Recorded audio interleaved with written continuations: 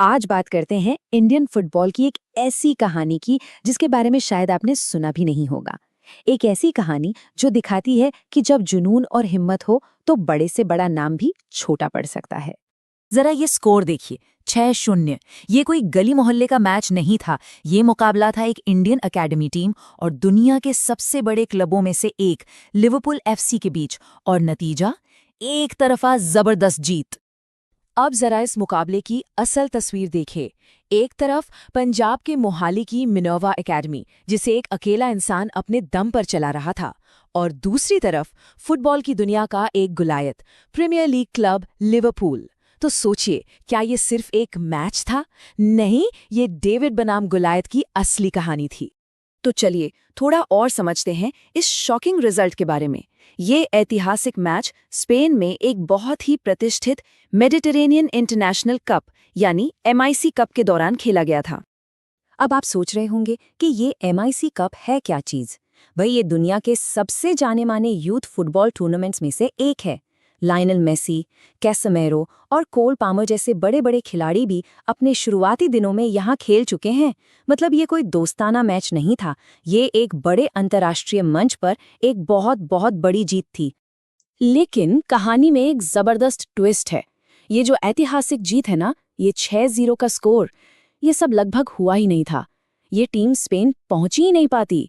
सवाल ये है कि आखिर क्यों नहीं हुआ था? उसके लिए हमें थोड़ा पीछे जाना होगा, उस लड़ाई को देखना होगा जो मैदान पर उतरने से बहुत पहले लड़ी गई थी। आप बस हालात का अंदाजा लगाइए। टूर्नामेंट से सिर्फ 3 हफ्ते पहले टीम का स्पेन जाना खतरे में था क्योंकि पैसे खत्म हो रहे थे। 2 हफ्ते पहले मदद के लिए एक क्राउड फंडिंग कैंपेन शुरू की गई, और आखिर में जब कोई रास्ता नहीं बचा तो ओनर ने एक बहुत बड़ा पर्सनल रिस्क उठाया। ये कहानी रंजीत बजाज के बिना बिल्कुल अधूरी है। वो एक इंसान जिनकी जिद और जुनून ने इस सपने को सच किया। मतलब ये सिर्फ शब्द नहीं है, ये किसी के जुनून की इंतहा है। टीम के सपने को पूरा करने के लिए उन्होंने अपनी प्रॉपर्टी गिरवी रख दी, यहाँ तक कि अपनी पत्नी के गहने तक बेच दिए। याद रखिए, ये टीम किसी कॉरपोरेट स्पॉन्सर या AIFF जैसे फेडरेशन के सहारे नहीं, बल्कि एक इंसान के अटूट विश्वास पर यूरोप पहुंची थी। ऑल राइट, तो अब जब हम जानते हैं कि दांव पर क्या क्या लगा था, चलिए वापस चलते हैं उस शानदार मैच पर। और फिर तो जो हुआ वो इतिहास है, गोल पर गोल। खेल के दूसरे ही मिनट में मोहम्मद आजम खान ने खाता खोल दिया। 11वें मिनट में अमरान सिंह ने बढ़त को दोगुना कर दिया, और फिर राज सिंह का शो शुरू हुआ, जिन्होंने 25वें और 28वें मिनट में गोल करके हाफ टाइम तक स्कोर 4-0 कर दिया। दूसरे हाफ में भी कहानी वही रही।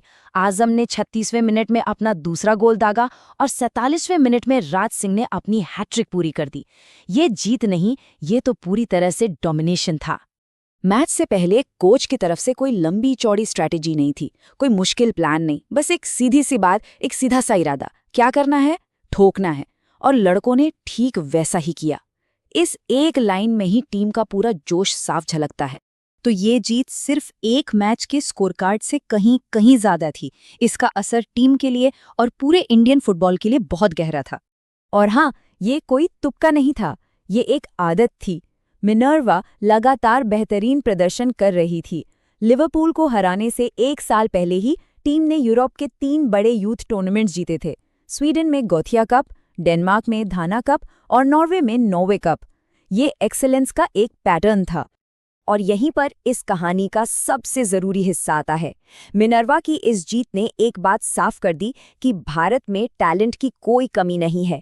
कमी है तो सही सपोर्ट, सही स्ट्रक्चर और सही विजन की। ये असल में पूरे इंडियन फुटबॉल सिस्टम के लिए एक जोरदार वेकअप कॉल है। मिनर्वा ने तो रास्ता दिखा दिया है। उन्होंने साबित कर दिया कि अगर इरादे पक्के हों तो कुछ भी मुमकिन है। पर अब बड़ा सवाल ये है, क्या भारतीय फुटबॉल इस रास्ते पर चलेगा, या फिर ऐसी कहानियां बस एक अपवाद बनकर रह जाएंगी?